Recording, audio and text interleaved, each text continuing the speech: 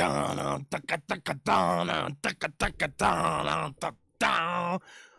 do a little air guitar. He does the guitaring. Look at that. Good morning, Howdy. How are you? Good morning. Good morning. Good morning. Hopefully everybody's doing all. We're getting into the guitar. We're into it here. Hopefully you guys are having a good one out there as well. It's Sunday morning, maybe Sunday night. Never know where you're tuning in from. However, we knew it 3 weeks ago. I'm wearing the hat here today.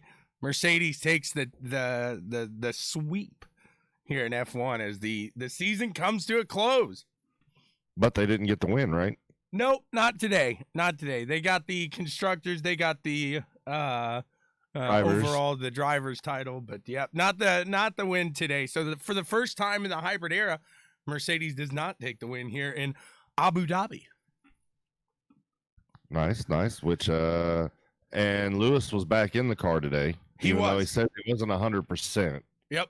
So my thing on that is, if you're not 100%, don't get back in the car. I mean, you already had the championship locked up. Let Russell drive it another weekend. Yeah, that's what you were saying. You wanted to see Russell in it. I think we'll get to see it again.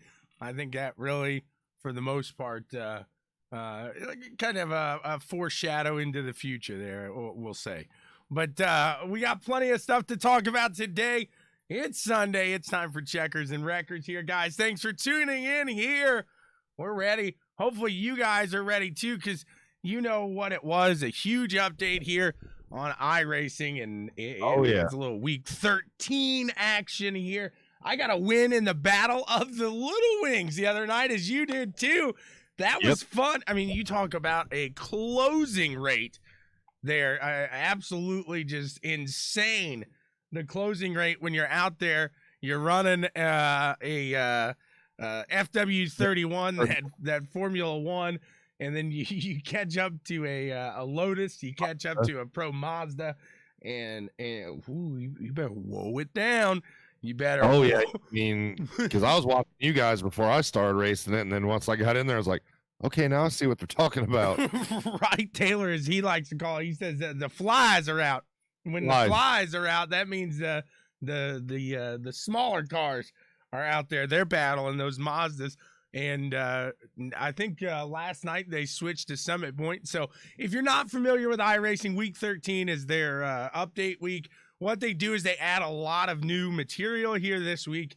So they'll, during you got a little bugs you got to work out.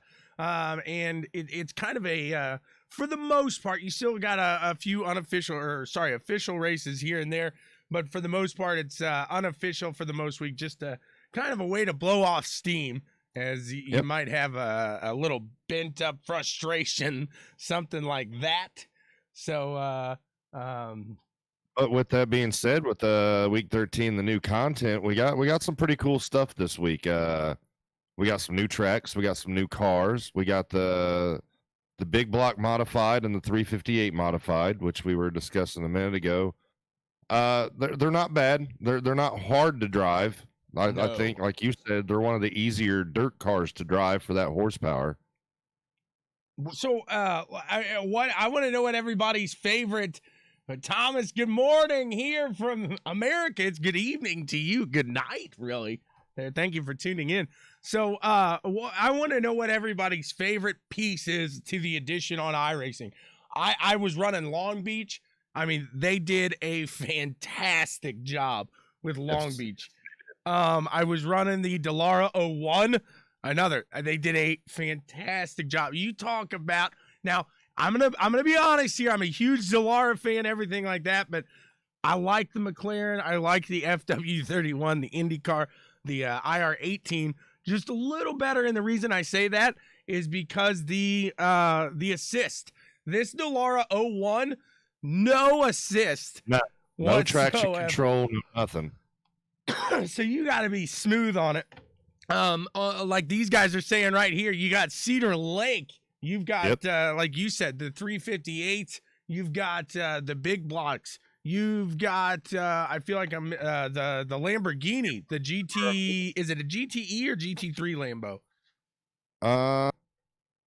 I don't remember which one it is. I want to say 'Cause I forgot all GTE. about that. But they kind of snuck that one under us here, as I didn't see that one really coming, and then all of a sudden, boom, we got a Lambo. So Then we do iRacing Super Speedway. there you go. That was the other one. So they leave it out on Wednesday, and this seems like the biggest drop of a ball that I have ever seen when it comes to iRacing so far. Is they come out, they say, hey, this Coca-Cola Speedway is coming. And then all of a sudden you get this notification that, hey, by the way, we might not do it, actually.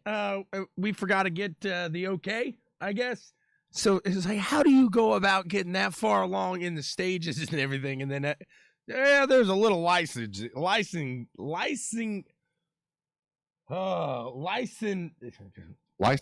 Thank you. That was a tough one. Goodness gracious. Issue here. I don't know if it's on Coca-Cola part. I don't know if it's on iRacing's part, but either way, now we got the iRacing Super Speedway. So I have not ran that one yet. I plan on doing that today, and I look forward to it. Kyle, hello from the city. Amish country. Where exactly is Amish country? When I think Amish country, I think of Ohio. Pennsylvania is where he's at. Okay, yeah, that too. he's up there. Ohio, Pennsylvania, right there together. He's in Lancaster, not too far from Sure. What was that you remember that Discovery Channel show or the Learning Channel, whatever it was, Amish Mafia? Oh yeah, I do remember that. He's up by the Amish Mafia. He's got to watch out for them guys. Oh yeah, you gotta watch out, man. You get murked up.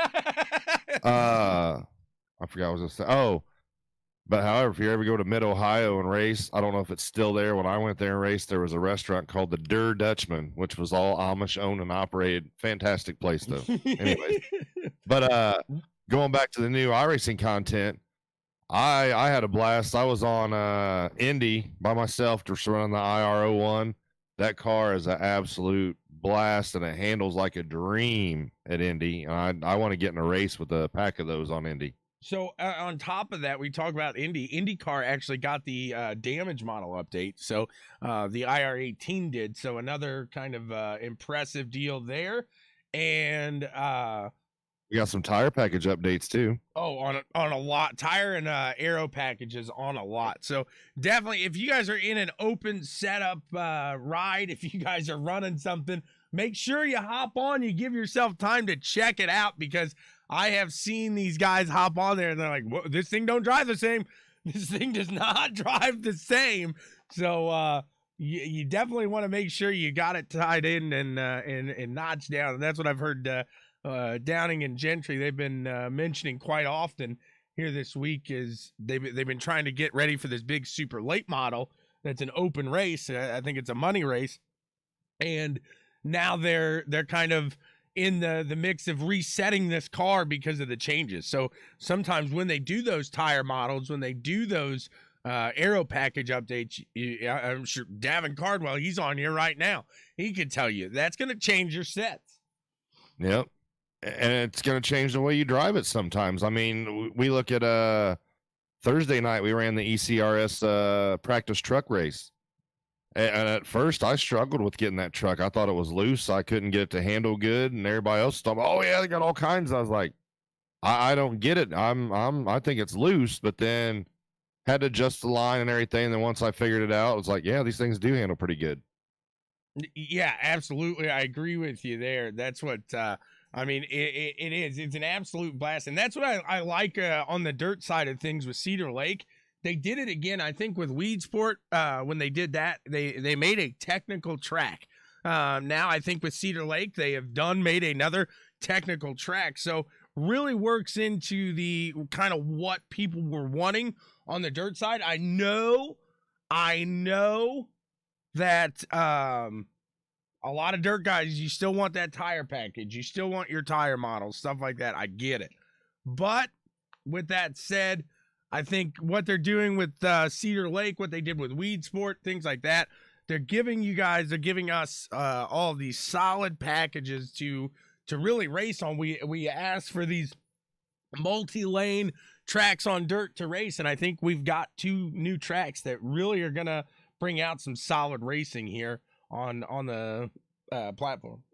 Yeah, I think Cedar Lake's going to be awesome. I ran some laps on. I like it. I like it a little bit more than I do Weed Sport, just because Weed Sport is a very short track, and you're off and on the throttle quite a bit, and you get about 10 cars out there. It gets a little dicey. Right. Yep. I completely agree with you there. That's that short track style of racing.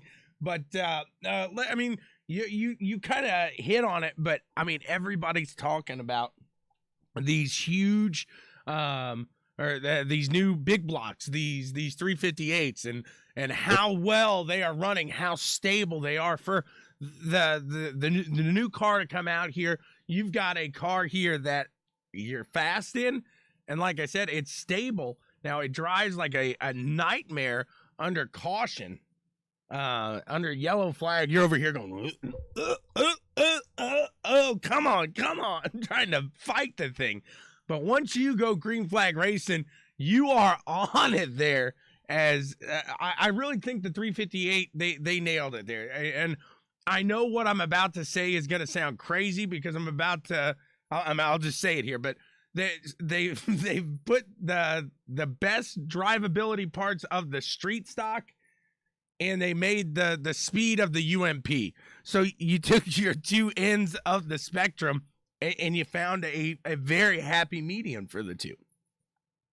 Sounds good. That sounds fair enough. I know that I like I said. I mean, yeah. Oh, we shot for the middle. We hit it, but it really, you have the speed of it's not the speed of that just yet. I mean, you're close though. You have that speed there. You have that car now that gives you a little oomph when you hit that gas on dirt, and still able to control it and not end up looking behind you. I would agree. I still need a little more practice in the damn thing, but it's not bad. I mean, I felt more comfortable jumping in it for the first time than I did a late model. That's for sure. Absolutely. Exactly. But at the same regard, I have also hopped into the Muddy Mess, and that's exactly what that is, because I think a lot of people, they go out there, they test this car on the track by itself, and like, wow, I can drive this thing. Then they get on a track with other people, and it's like, oh, I can't drive this thing, because they do think it's a little easier to drive, because at the end of the day, it's a fast dirt car. So that bad boy slicks off, and it's a whole nother track. It's a whole nother car. That's where you got to really be careful. You got to really be cautious to make sure, again, you don't end up looking the guy behind you in the eyes. No, that's not a good thing. Not at all. So and, that's what you just mentioned. A lot of people don't take that in consideration. You're going out there and you're running laps by yourself, and everything's everything till you get in a race and the track slicks off. Once the track slicks off, that makes it a whole different ball game. Right, absolutely. So we talk a little craziness with week 13. I did the Pro 2 lights are running ovals on dirt. Yes. And I did that last night. I think it was at Lanier, and wow, that was fun. Those things are a good time. It takes a little bit to get used to, but I don't know why they don't make that a series, honestly. I feel like that could get some traction going. I know there was some leagues that were doing that as a weekly series, and right. I don't know what happened to them, because there was a couple, and I ran a couple of those races. But yeah, it seemed like last season, or maybe the season before that, it seemed like those were a big thing, and like I said, a lot of leagues were running them, and then now it's just kind of disappeared and nobody runs them anymore. Right. I think Rolling Thunder, the one I used to call, with the I think they still do those. But yeah, like you said, it's kind of hard to find that. So it's kind of cool to see the interesting fascinations, or whatever, the fun one-off races that you have, because now Irwindale put the ramp in on the figure 8. I had not tried that either. It's something I plan on doing here again today. But I always like the week 13 figure 8. I think that's a fun one. And again, I mean, obviously not something you're going to make official, but why not have the unofficial figure 8 series? I don't know. I think that would be a good time. Change up the car every week. You need to throw some fun races in there for people every now and again, because I think so many guys get on here and they take it so serious and worried about their I rating and their license and this, that, and the other, so they don't jump into these races. Where if you just make a few races on there just for fun, it doesn't hurt your I rating, it doesn't put any ding on your safety rating or anything like that. You just go out and drive it and have fun. I think they'd be surprised at how fast those rooms would fill up. They need to call it like the Dart Series or something like that. So each week, the employee at iRace and the employee of the week gets to throw a dart at a track in a car, and boom, that's where we're at this week. Yeah. Going back to the big blocks and the 358s, have you seen any videos on Facebook where I've seen a couple guys, they were taking the big block and going around Long Beach with it? Oh my goodness. I can't imagine doing that. Cannot imagine doing that. I did. There was another video of a big block on like one of the Pro 2 courses with the jumps and stuff in it. Mm-hmm. Oh, dude, he was hammering it, and it was awesome to watch. I'll need to find that and I'll share it. That's good. I don't see how guys can control the vehicle like that. That just blows my mind in its own right there. Oh, he was driving it, dude. It was. I had to sit there and watch it. Like, I was impressed. Right, absolutely. I would be as well. So I'm trying to think outside. Did we miss any of the newer material here that came? I mean, we talked about the Dallara 01. We talked about. Was there any of the rally courses there? So there was a lot of the rally stuff. It actually did so like the Charlotte got a rally course. So different courses there on the rally side. So it looks like they are starting to maybe delve a little deeper into the rally side. Through rally stuff. Yeah. Okay. So we'll see if that becomes a little bigger of a thing. I'll tell you what I'm going to do on CWTV though from now on is when I get into the session a little earlier, I'm going to try to find, I didn't know if you knew this or not, but each track, Dale Jr. and Steve Myers are in the crowd somewhere. They're hidden. I did not know that. They're hidden somewhere. So every time I'm doing a broadcast now, we're going to do like a Where's Waldo. We're going to try to find Junior and stuff. So I'm looking forward to starting that here tonight with the Pricks of Payment. It's championship night over there. So that should be a fun time. Should have told me a race. Say what? I said, you shouldn't have told me that, because now I'll be in a race and I'll be looking in the stands trying to find them, and I'll wreck the guy in front of me on the pace lap or some shit. Well, that's the thing, is they're not always in the stands. Sometimes they're like outside getting a hot dog. They're in the pits. They're behind the garage. So you got to go to like the scenic view and really kind of venture around sometimes and look. All right. I hope I find him getting a hot dog now. At least that's where I'd be going. I'd be going to get a hot dog, especially, Right, exactly. Get yourself a good old Martinsville dog there. Excuse me. So we move forward, and I'm pretty sure. I mean, don't quote me on this, but I am pretty sure that we are going to see the Monsters of Dirt coming to an end here in the next 2-3 weeks here. So Slide Job Sunday, going to get a little more intense here tonight. Yep. Do you know where they're at off the top of your head? I'm looking up right now. I wouldn't be surprised if it's something like Cedar Lake. You know John's going to throw that fun, because we got that update on Wednesday. The Monster Mash went straight to Cedar Lake, brought the big blocks with them. So it was a little more hectic on the track. They had more cars than they've had before. We've had some guys switching series to the big blocks and stuff. We saw the MVP candidate over on CWTV, William Yeager, get out there in that. I believe he was in the. I can't remember if he ran the 358, the smaller of the two, and he put it out front. So another win there for Yeager in another car, another series. So it's kind of cool to see him just collecting that. And it's only his second year racing. So to see how he's good, very good. I think he's going to make a run for the Pro Series here come next year. It'll be interesting to see how Yeager really holds up. I'd like to see him in some of these big time races here. So I mean, I know I've seen what he can do as far as it goes on CWTV and on dirt. That competition is stout. So I'm sure he could put it out there and really make something happen here with what he's got. Because like I said, he's doing a fantastic job here so far, just being in his second year. So according to the website, if this stays like it is, 305s says championship night at Weed Sport, double points tonight.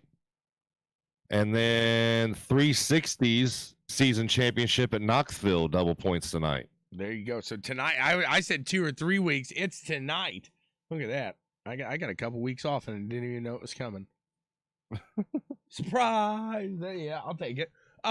So we look forward to that here coming our way. Here is championship week here at Monsters of Dirt. So yeah, the stakes are definitely high tonight when it comes to Slide Job Sunday. You do it a little better. You got it. What is it tonight?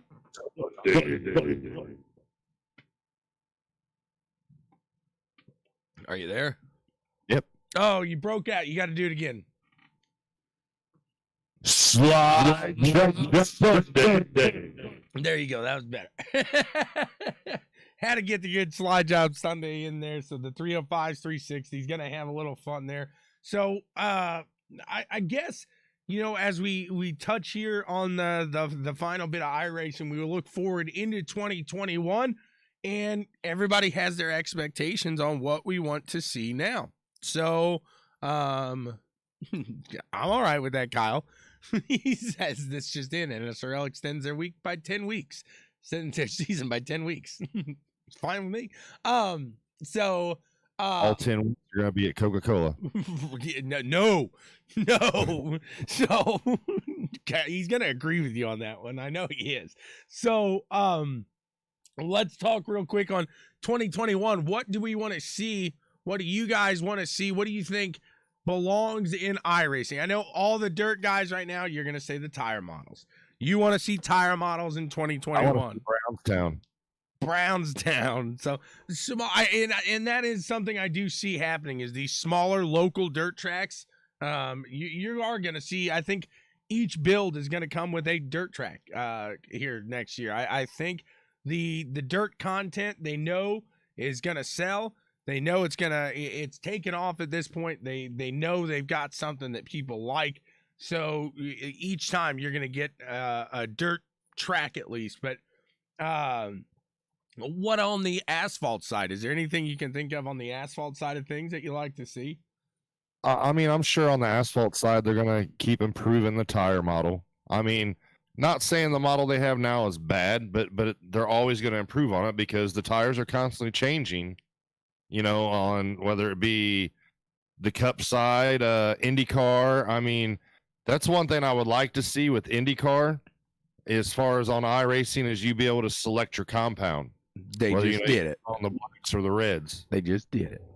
Did they just do that? Yes, yeah. Oh, yeah. It's nice. And I know they did it for the Dallara 01, but it'd be I'm not sure 100% certain if they did it for the IR18. I would like to see some more IMSA racing. I mean, I think you need to sanction some stuff where you have the prototypes, the GTEs, the GTLMs, and do some more series like that in iRacing itself. I know there's some hosted races that end up doing that, but I would like to see iRacing actually have like a weekly official with some more IMSA style racing. Kaysen's saying karting. I don't think we see karting come to iRacing. If we do, it's not going to be anytime soon. I just think they would have to do for one, they're going to have to design the kart in the simulator.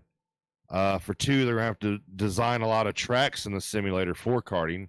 I mean, I know there's some tracks that you could run, Road America, Mid Ohio, but that's going to be your big tracks. There's no really small sprint tracks in there like Whiteland or Newcastle or Adams Kart Track or something like that. So you'd have to bring a whole new content in to get karting, and I don't think we're going to see that anytime soon. Well, and Dustin was mentioning it. Dustin Hall was talking about that at one point that I think they have scanned some carts and stuff like that. And you look inside of these bigger tracks, you see that cart track over there, but I think it's the physics model that is hard for them to really get a grasp on because of the fact that karting is so much felt down here and not so much at the wheel. I mean, yeah, you feel it at the wheel, but karting is to me is the most pure, the purest form of racing, whether it be on dirt, whether it be on asphalt, and you really to get that. And I think so many people kart that they want to make sure when they bring that out to iRacing that it is to a T almost. That in my mind, have to be spot on. I mean, they just can't throw it in there and be kind of wishy-washy about it. It's gonna have to be spot on. They're gonna have to pay attention to all the details and make it right, or you're gonna get flamed by so many carters daily talking about it's garbage. Exactly. Right. So Chris asks, I haven't tested it yet, but I heard there's an air bubble by the wall to help cars get a bit of side draft. Which one are you talking about on that one? Dirt side, asphalt side, both. What? Jimmy Curry says he's just doing it in. He's got to see a little of the ho ho Homer.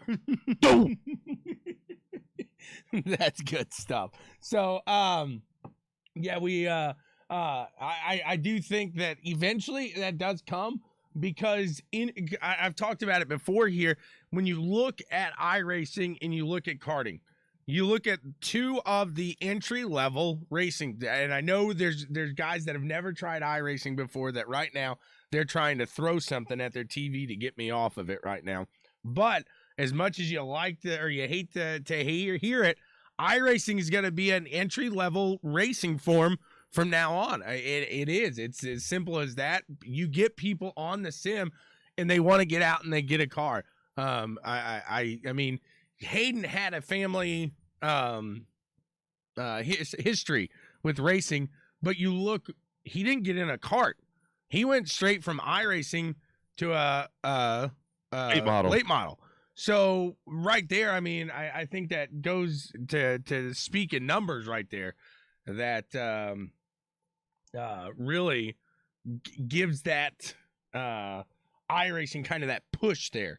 And Kyle saying Asphalt Cup Xfinity and trucks have that bubble now to help with the side drive. So I mean, right there, it's just the small things like that. Go ahead. I was just saying the small things like that really help iRacing. And come to think about it, when we ran Thursday night in the ECRS, I was running the top groove up by the wall.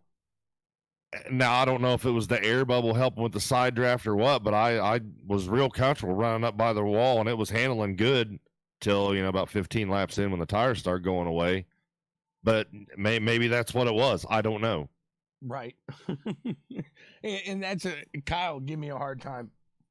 But did you see my shirt? I had to wear it just for Kyle. Was it Yoda? Yep. Give me a hard time because I cannot save tires for my life. And I feel like this new tire model on that truck is just going to eat them away even harder now. So I really got to get into the role of saving some tires and really learning how to preserve that rubber.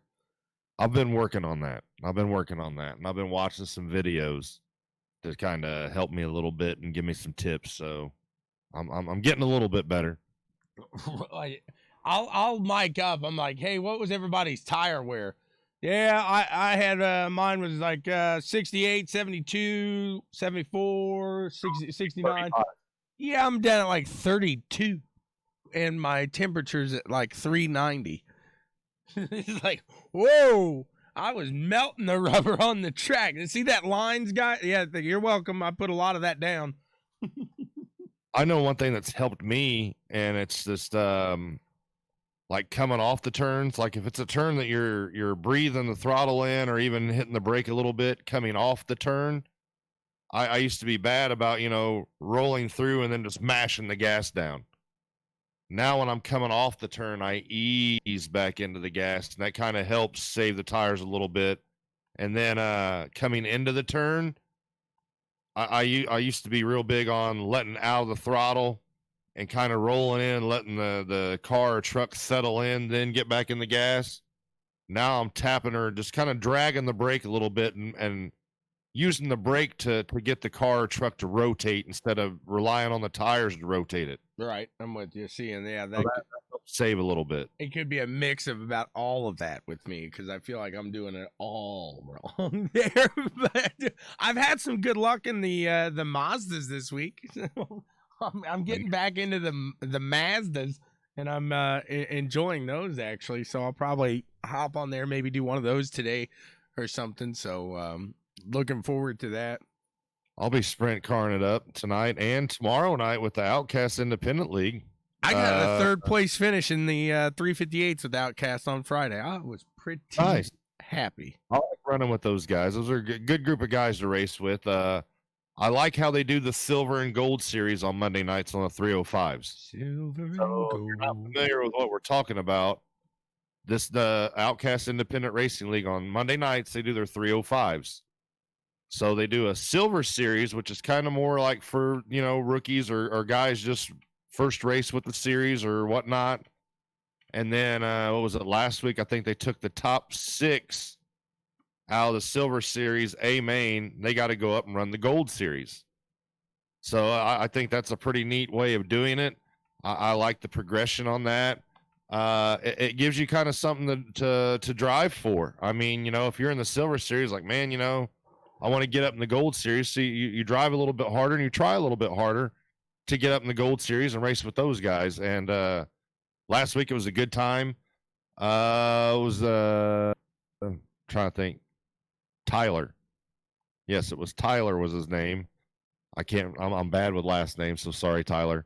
And he's an Indiana guy too. He come in, ran the 305 Silver Series with us, kicked our butt in that. Then went in the Gold Series, kicked our butt in that, and then we ran the 360s afterwards, and he kicked our butt in that too. Nice. Just came out there for the good old sweep. That's always what you want to see there. A guy knows what he's doing, and I really feel like the guys over at Outcast are really dialing that down, getting it situated, and really having some fun. Because at the end of the day, that's what they stress over there is there's plenty of guys out there that will run money leagues. There's plenty of guys out there that are gonna run a fierce competition. These guys out here, they want to have some fun. They want to have some good racing right there, and that it's a mixture of both. So they don't want you over there yelling Tyler Wilson. That's it. And I get it. And that's it. Do like I do and just wreck the owner of the league. Chris on Chris crime. That's what I said when it happened. Chris on Chris crime. He sent me a message afterwards. He was like, I like that Chris on Chris crime.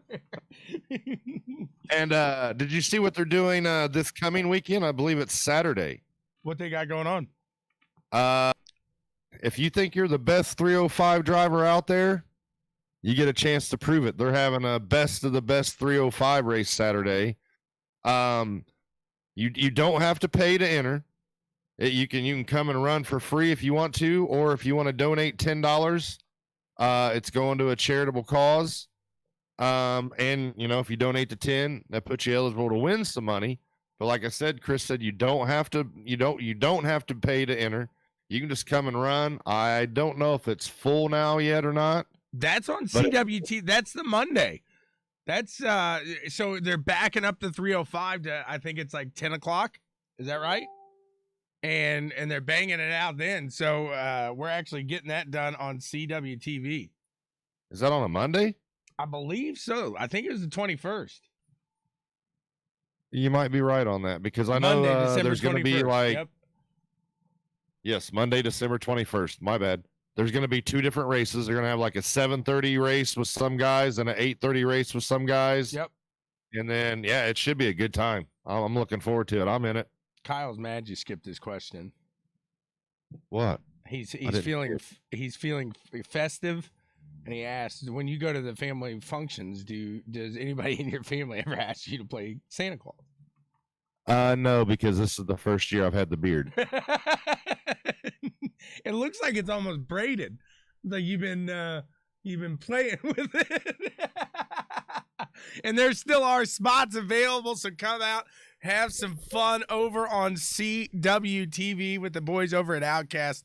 Like I said, those guys are a blast. They have a great time over there, and that's what it's meant to be. It's a good time. So if you want to join the league for cash, you want to do that, hey, the Monsters of Dirt got you over there. If you want to come have just a good time, get to know some guys and have some fun races, you hop over to Outcast. Nothing tells you can't run them both, though. So hop on over. CWTV here, bringing the best together. It's the best of all the worlds over here. We got asphalt, we got dirt, we got competition driven, we got more fun driven ones.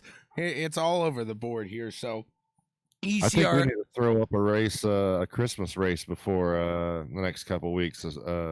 CWR Christmas race or something again. Do a little fun run over here. We could do some fun like that.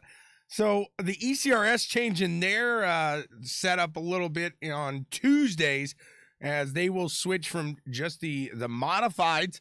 They're going to do the super late into the modified action, so they'll do a little mixture of both there. So looking forward to that. It should be a good time there. And Chris says that's a hosted race, so you don't even have to join the league. You just come on over. I ran the Mazdas with him. I keep going back to those Mazdas, man. Tim Smith, he's going to hate me because he says, I hate those Mazdas. He can't stand them. That's probably about 60% of iRacing's base says that same sentence. I hate those Mazdas. If you're out there on iRacing and you agree, let me know right now. I know Howdy's saying it. I hate those Mazdas. But there's no downforce. There's no grip. There's yeah. We ran Mazdas. We made I ran the Mazda series that the Outcast Independent League does over there on Fridays with Scott, and man, it was those races. They're just so much fun. Those cars, I really enjoy them. If you've got a good set below you, that's where, because if on a baseline setup, that bad boy feels like it's swaying all over the place. There it is. Lee Brand says, I hate the Mazda. Yeah, I agree with you, Lee. That's they sway all over the place, and like you said, you really it takes a couple laps to really get those tires in, and then come the end of the run, you're already fighting the tires wearing off already. So, but I like them. I found my sweet spot there. So hopefully, and they really do. That's what. Excuse me. I will say is they've got it down to the point of really hammering it and getting it a progressive style there. So you learn these Mazdas, and then you take everything you learned in the Mazdas into the next step, and you bang it out from there. Chris is asking, what's the best beginner road race car? I'd say the PM18. I like those radical SR8s. I think those are pretty fun. Well, I guess, do you want fenders or you want open wheel? Because I think that's too. Because if you look at open wheel, I think the PM18 or really the Formula Renault 2.0, very steady car. And it doesn't get out from under you too much. If you're wanting something with fenders, I'd look at the Mercedes GT3 or the really anything in that GT3 category. I think the GT3s are pretty solid cars right now. I agree with you on that one too. And if you want to get a little more fun, hop in the C8R. It's a blast. That'd be the GTE category. Oh, yeah, that's right. Is that the new Corvette? Yes. Yeah. So, but that's where I think as a beginner, there's a lot of people that will hop in Myself, I was one of them, that BMW 12.0 before they moved it down with the new BMW that they had.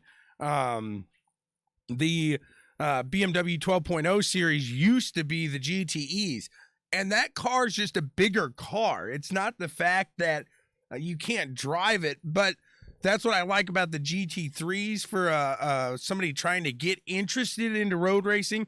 Is, again, it's kind of like the big blocks on dirt. You look over at it, and people want to go fast. That's one thing, and at the same time, speed is going to bring a little bit of that uncontrollable, that what's the right word? Just the shakiness behind the wheel. You look at the GT3, the Mercedes, and it's fast, and you can still mess up your braking. You can still miss an apex. You can still make smaller mistakes and recover. Okay. Exactly. That I think is the big thing, because with the bigger car like that GTE in the BMW, in my experience, that small mistake turns into a bigger one because it's harder to grab. It's harder to get back under you. That's where I have found the difference there. And a lot of people like going back to the open wheel, a lot of people like the skippies, but I think they're just, again, when you look at controllability of a car, I think that's where the PM18s or the USF 2000s, just a little bit easier to control, because the skippies, you kind of go into that drift with them. Okay. So, I can't comment on that because I haven't driven the skippies or the other stuff, so I don't know. I love the road stuff, but answering Lee's question, I just can't drive road. Easier to go left in an oval. I'm telling you, man, give it a try. Just go out there and don't try to set the world on fire. Just pace yourself. Get out on the track by yourself. Don't even hop into an official or anything like that.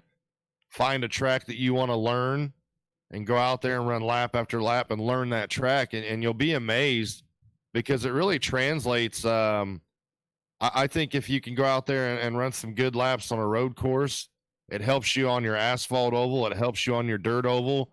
It really helps on dirt, especially if driving on slick stuff, if you can drive the road course, because it helps you with throttle control and turning points. And I think it really relates and will help you better in the simulator in the long run if you just go out and give it a try. I will say, honestly, running an F1 car is what helped me learn throttle control the most on dirt.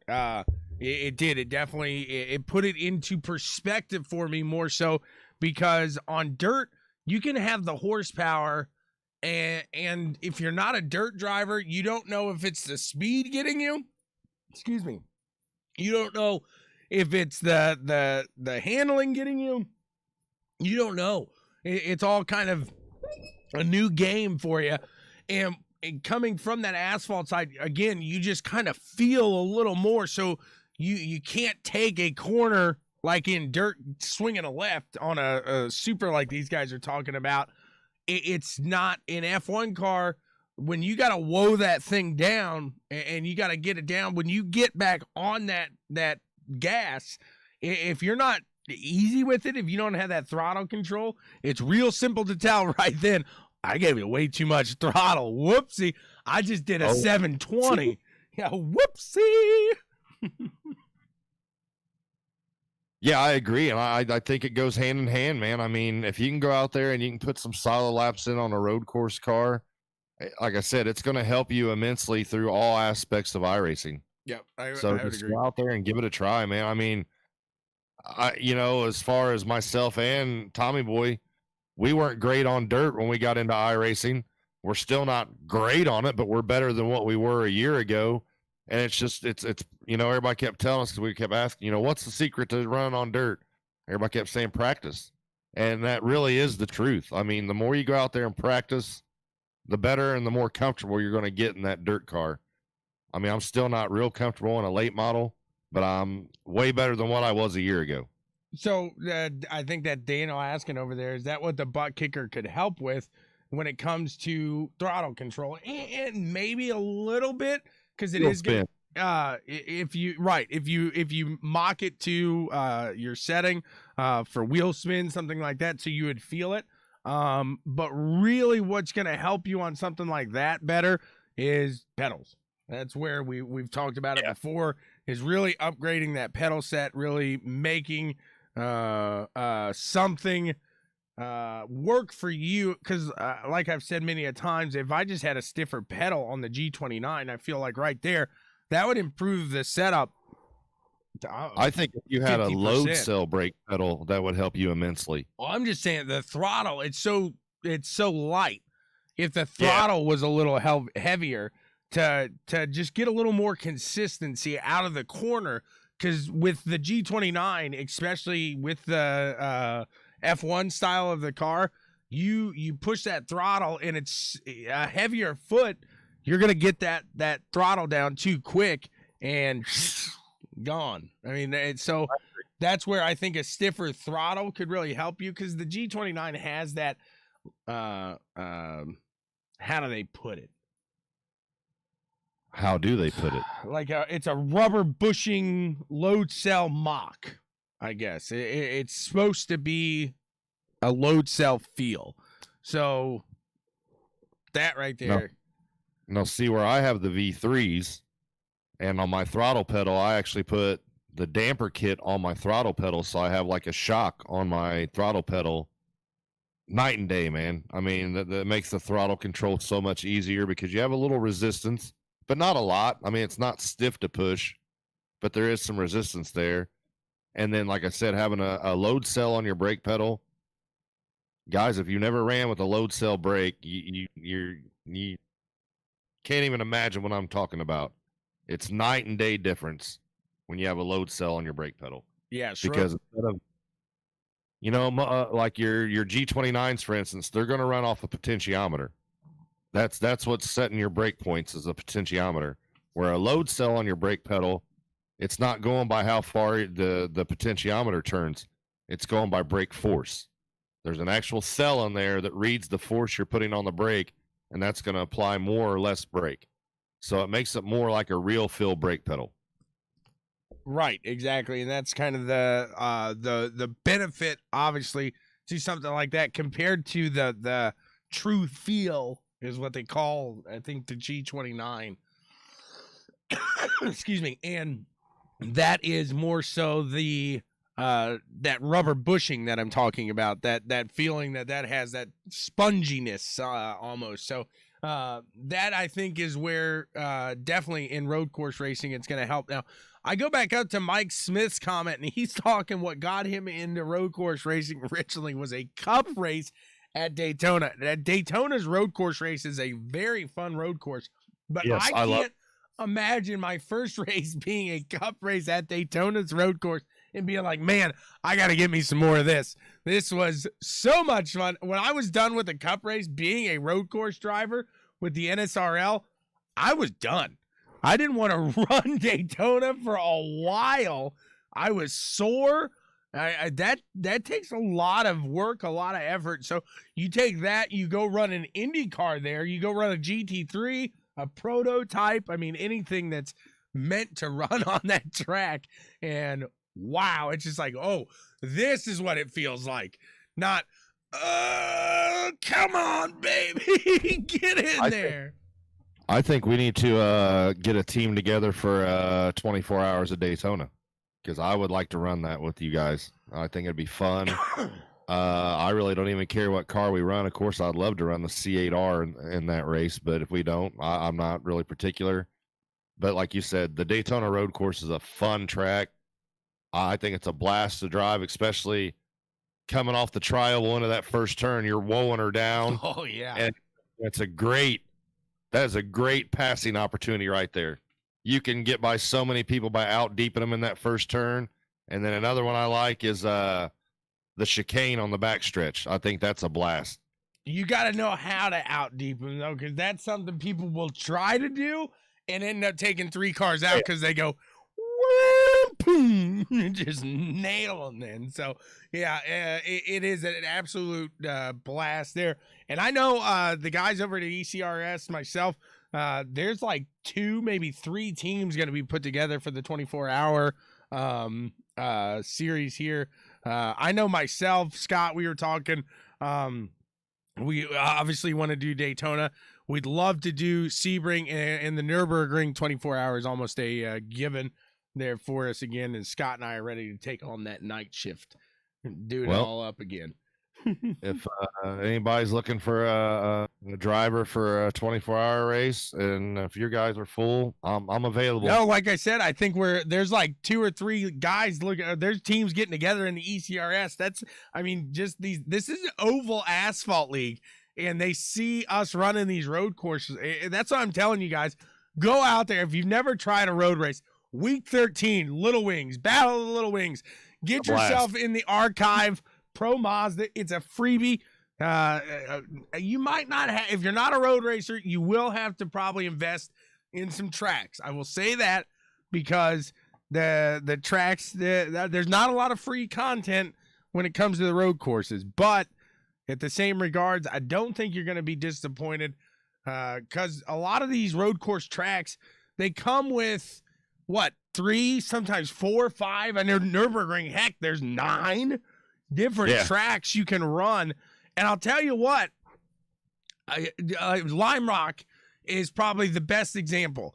There's 3 setups at Lime Rock. I raced the first 2 configurations at Lime Rock, and I'm thinking the Grand Prix, the Chicane, and then there's the Classic. So I raced the Grand Oh, exactly. I raced the Grand Prix in the Chicane, and I'm telling people this is the worst track I've ever raced at. I hate it. I can't stand it. And then we move to the Classic one time, and I tried it, and I was like, this is one of my favorite tracks. This is incredible. And so it really, that right there is a testimony to using these different tracks. And so you pay for an oval track on that side of things. You get 1 track. You pay for Indy's, I think, one of the best options right there. You buy Indy, you get a road course, you get an oval. Same with Charlotte. I think Charlotte's the same way, is it? You get the oval, you get the oval. So I think right there, those are fantastic packages. So Daytona's the same way too, isn't it? You get the oval, you get the road course, because I think there's is there 2 different road course layouts for Daytona? 2 or 3, I think now. I think you're right. Yeah. So and that's another package where you buy one, you get all these tracks, which is a good deal. So a lot of people look at it like, oh man, I'm gonna have to spend a lot more money, but you get a little more than what you normally think. Now I'm gonna tell you right off the bat, if you're just getting into road courses, you're probably gonna want to stay away from Long Beach for a little bit. That's gonna these street courses, Belle Isle, stay away from that one for a little bit because they're a little tougher. Go out and get you the Daytona road course. Mid Ohio is a great one. Road America, Spa, Lime Rock, like you said, but run the Classic on Lime Rock. I mean, you can run the other ones too. I think the Classic, like you said, is the easier of the 3 to drive. Barcelona, Catalonia. We used to do a lot of that on Project Cars. Which what was it? What was that? Was it Donington? We did a lot over there too. Donington, which is on here as well. Yep. So it's just like I said, it's just so many really good kind of style of racing over there, and you feel the difference on a road course and a street course. I don't know if it's so much that you feel the difference. I mean, I'm sure you get a little bit of the road feel on a street course versus a regular road course because some of the street courses are kind of bumpy. But I will say this, I think street course versus road course, especially like Long Beach, I think the street courses are tighter, if you get what I'm saying. The turns are a lot tighter than some of your road courses. You don't have the runoff. Right, you don't have the runoff. You got walls right there. So right. If you get a little bit too wide, you're going to smack a wall. Where on a road course, if you get a little too wide, you run through the grass and you can save it sometimes. Right. Well, go ahead. You hit on it there with the feel on it is the bumpiness. There's times when I'll hop off from Detroit, for example, and I've got a tingle in my leg for the next 15 minutes from my butt kicker from going. Right. I'm feeling that. So I've talked to Tim before, and I was like, dude, how do these guys do? I mean, I get one day, but how do they go back there for a second and run another one the day after? Because you got to be feeling that thing for 2 weeks in the real car. I mean, my steering wheel, the G29, yours is a lot smoother than what I got. So anybody running the G29, you'll know exactly what I'm talking about right here.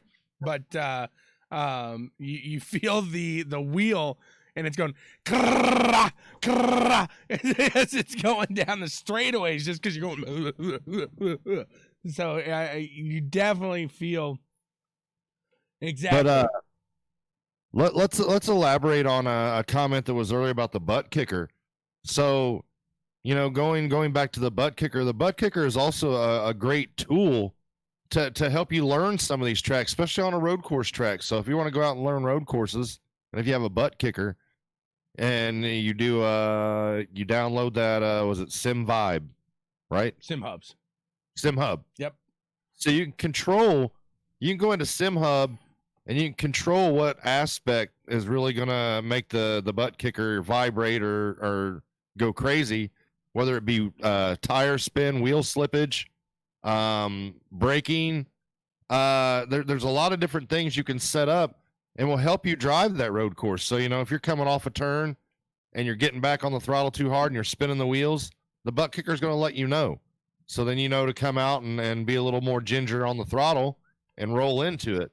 So the butt kicker is not just for another level of immersion. It's also a helpful tool in iRacing. Yeah, I would agree with you there. It's definitely something to get, because like I said, I mean, you've got the feel at the wheel, but that's the one thing that the sim misses is the feel on your butt. And obviously, I think it says it in its name, butt kicker. You get that feel kind of in the rear end of the seat.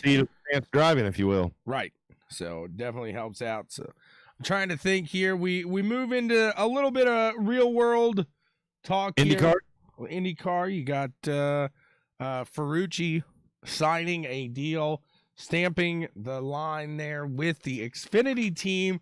So starting to look a little grim as far as IndyCar goes here next year.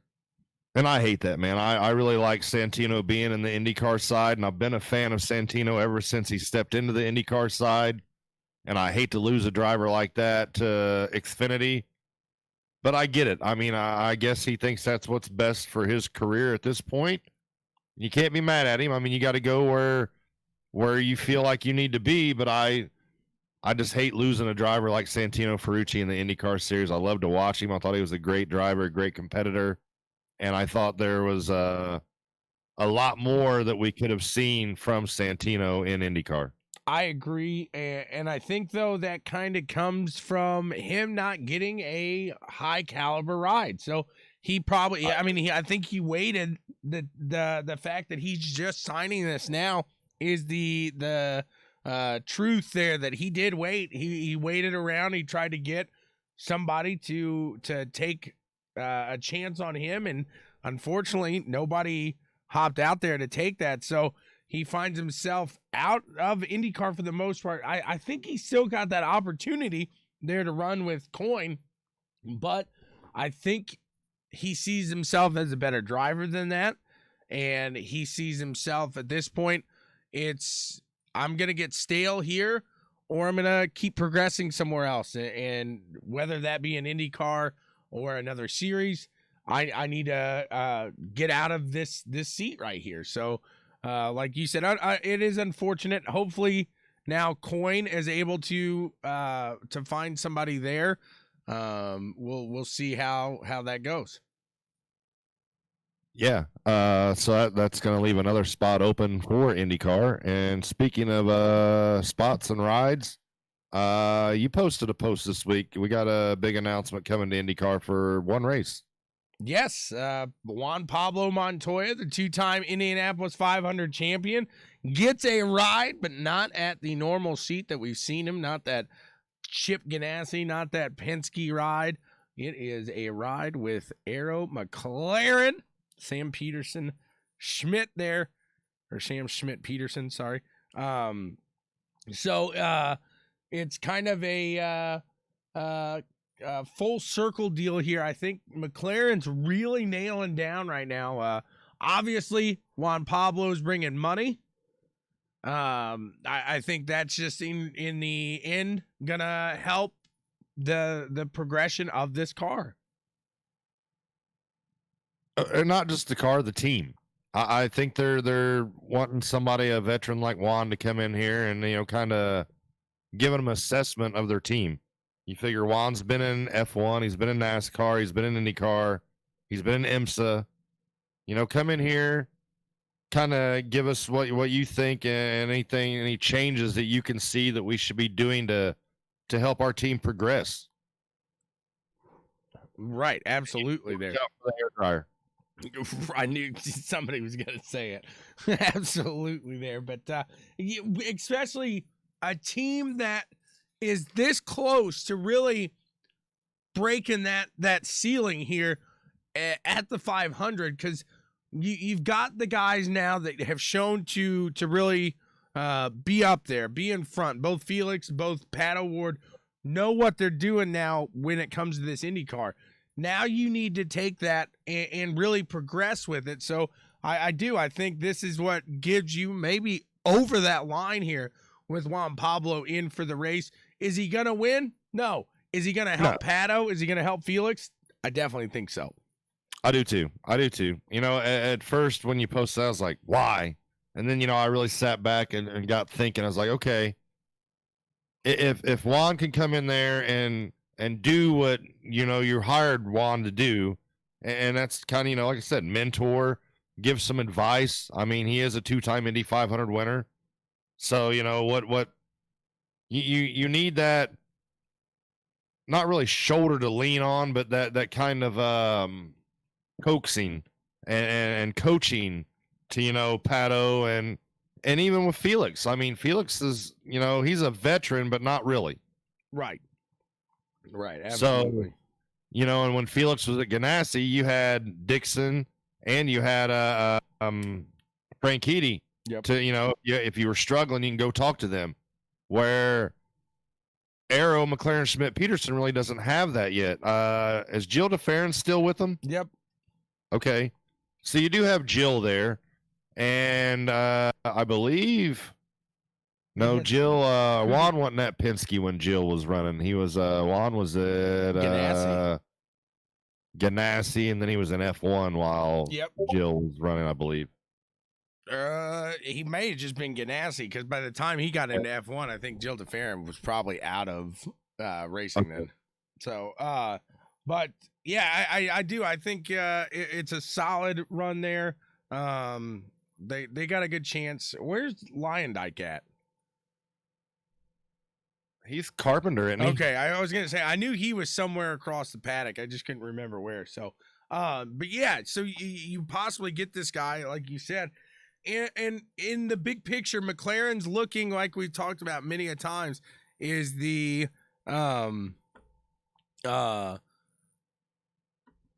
yeah. I was reading that comment. What's his come on man moment in IndyCar? Their full picture, you look, he could help you on the F1 side of things too. Oh yeah. I know, he's not gonna do, I don't know how much he could help you really develop a car, but he could definitely help you develop a driver.